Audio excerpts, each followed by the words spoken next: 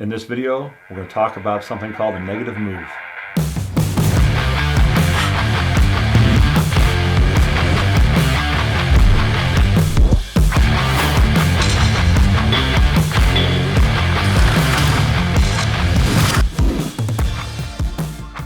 Negative move in hitting, in general, means something in your body and hands and your swing going backwards before it goes forward. So in essence, backwards is the negative move, forwards is the positive move. To be more specific, we're going to break it down though between the hands and the body.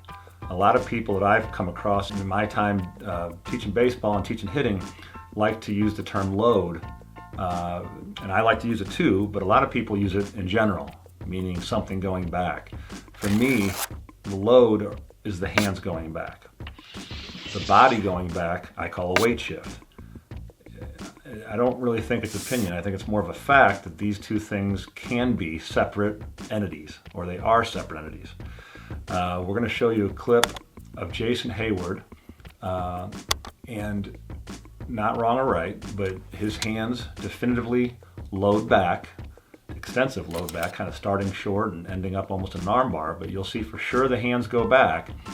But if you watch it from the still frames up front, you will see his body go forward first.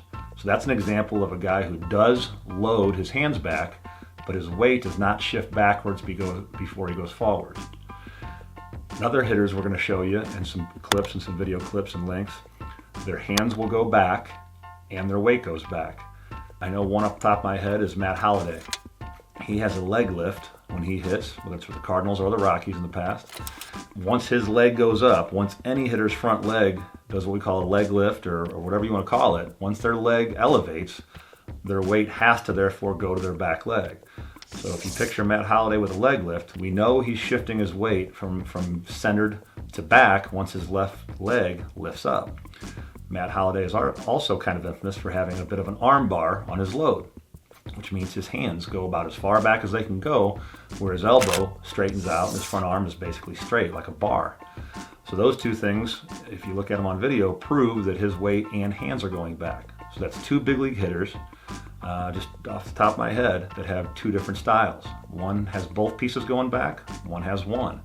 So as usual, I'm not telling you that you can't do either or. Obviously Jason Hayward's making a lot of money in the big leagues doing it that way. But I will advise you and give you my opinion that I think the overwhelming majority of major league hitters, minor league hitters, college hitters do both. I will say for sure that I believe most people do weight shift and do load the hands. And I would advise that you do too. And here's why. Number one, anytime anything's going back before it goes forward, you gain momentum. Momentum in hitting helps you get bat speed and power. What I call stagnant to go. Stagnant means still. So if you can picture a hitter just standing dead still in his stance with his lower half and his hands up in the vicinity of his shoulder, then all of a sudden everything he has just jolts forward first. You're never going to see that. There's literally no momentum build up and the ball would not go anywhere. If you want something to go with speed and velocity in general, there has to be a back and a forth. Whether that's throwing a baseball, throwing a football, hitting a hockey puck, hitting a golf ball, there's an ebb and a flow. There's a negative move and a positive move. It's no different than what we're talking about here. As far as the lower half, I would like your weight to shift back before you torque the backside forward to help get that rhythm and get that timing down, and also to give you a little back and forth movement to get some power and some energy going. One thing I forgot to mention on the hands, besides just going back to get momentum and bat speed and power build up, it gives you a little more time to read the pitch.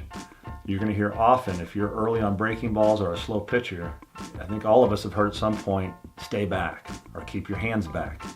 Well, in my opinion, it's very hard to stay back if you never go back. So if your hands thrust forward first, or your body for that matter, it's very hard to keep your hands or your weight back if they don't have some kind of negative transfer to delay. Not every pitch is a 98 mile an hour fastball. You also have to be able to hit 70 something mile an hour change-ups and curveballs. So negative move backwards, positive move is forwards.